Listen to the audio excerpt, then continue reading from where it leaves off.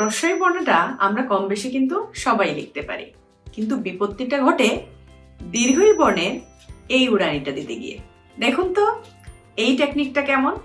দীর্ঘই লেখার জন্য প্রথমে একটি মাত্রা দিয়ে নিচ্ছি, এটা একটি পূর্ণমাত্রা। তারপর এখান থেকে হালকা বাম দিকে বাঁকা করে লম্বাকৃতির একটা বিন্দু দিয়ে ডান দিকে গোল করে বিন্দুর নিচ পর্যন্ত নিয়ে আসব।